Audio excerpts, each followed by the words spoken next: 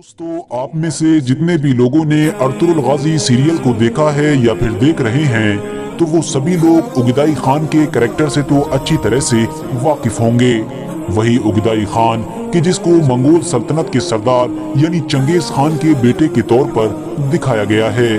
इस सीरियल में ये दिखाने की कोशिश की गई है कि जब मंगोल सल्तनत दुनिया की सबसे ताकतवर सल्तनत बन गई थी, यानी जब मंगोल सल्तनत लगभग आधी दुनिया पर राज करने लगी थी, तो वो उस अनातोलिया के इलाके को भी अपनी सल्तनत में शामिल करना चाहती थी कि जिस इलाके में न सिर्फ सल्जूक नाम की तुर्कों की एक सल्तनत कायम थी, बल्कि अर्तुगरुल गाजी का काई कबीला भी वहीं पर रहा करता था।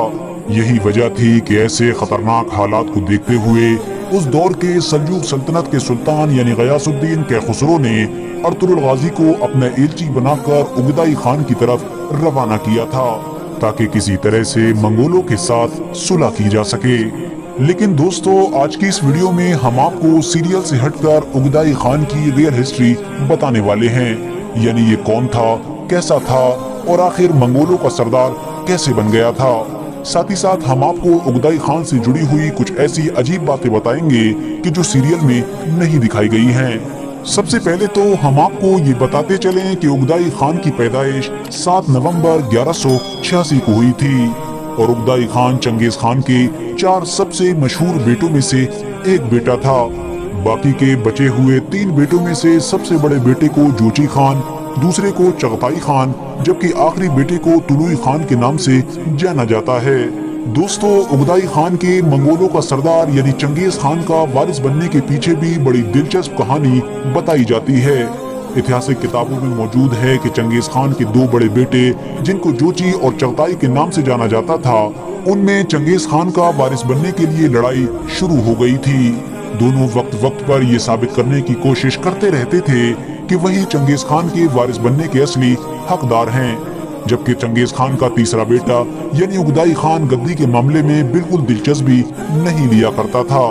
लेकिन दोस्तों, चंगेज खान के ज्यादातर करीबी लोग उसके बड़े बेटे यानी जोची खान को ज्यादा पसंद नहीं किया करते थे, और उसकी वजह ये थी कि क्योंकि जोची खान चंगेज खान का सगा बेटा नहीं था, बल्कि वो तो एक नाजायज औलाद था, और उसकी पैदाइश उस वक्त हुई थी कि जब चंगेज खान के दुश्मन कबीले के लोग उसके कबीले पर हमला करके उसकी बीवी को कैदी बनाकर ले गए थे। लेकिन उसके बावजूद भी चंगेज खान ने कभी भी उसके साथ भेदभाव नहीं किया था। वो हमेशा उसको अपने सगे बेटे की तरह ही माना करता था।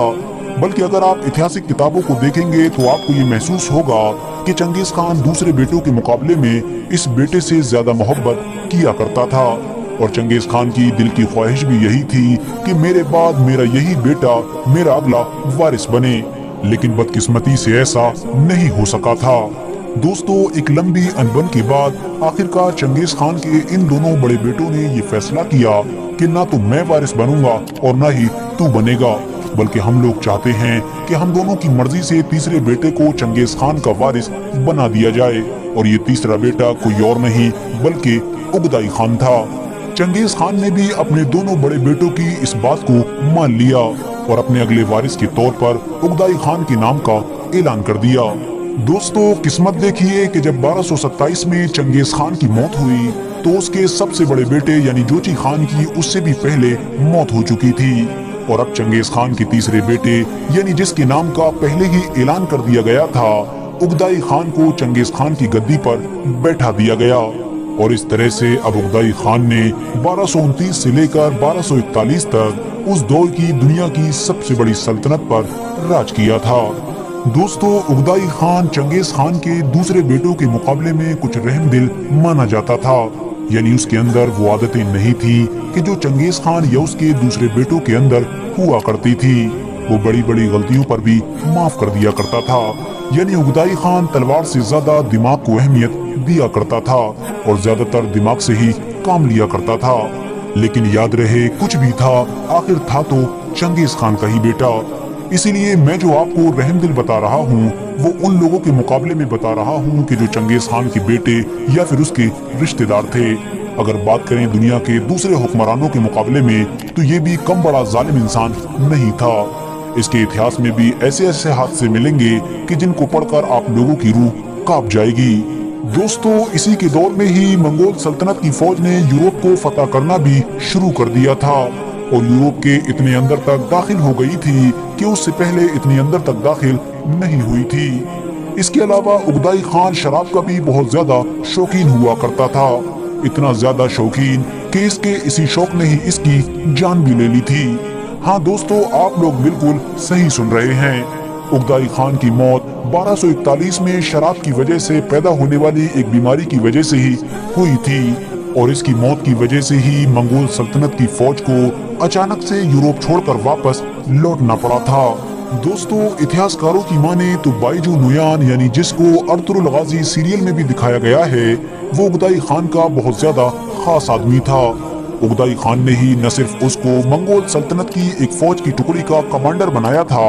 बल्कि साथ ही साथ उसको मिडिल ईस्ट के इलाके में फतह करने के इरादे से भी भेजा था।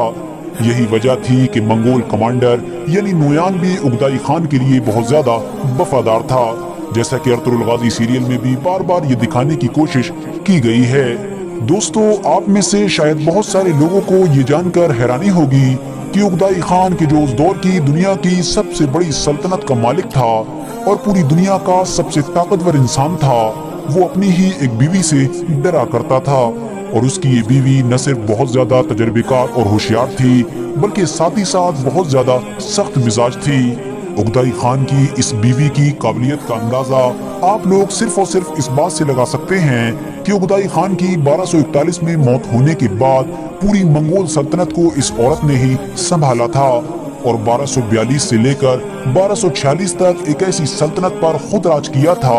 कि जिसकी सरहदें लगभग आधी दुनिया पर फैली हुई थी। इस औरत को आज इतिहास में टुरुगीन खातून यानी तुर्कीना खातून के नाम से जाना जाता है। हालांकि 1246 में उगदाई खान के बेटे यानी गुयूब खान को मंगोल सल्तनत की गद्दी पर बैठा दिया गया था। फिलहाल दोस्तों आज की अपनी वीडियो को हम यहीं पर खत्म करते हैं। वीडियो पसंद आने पर न सिर्फ वीडियो को लाइक करें बल्कि अपने फ्रेंड्स के साथ भी जरूर शेयर करें और इसी तरह की नॉलेजेबल और हिस्टोरिकल वीडियोस हमेशा देखने के लिए हमारे इस चैनल को सब्सक्राइब करके साथ ही में बेल आइकन को भी प्रेस कर दें।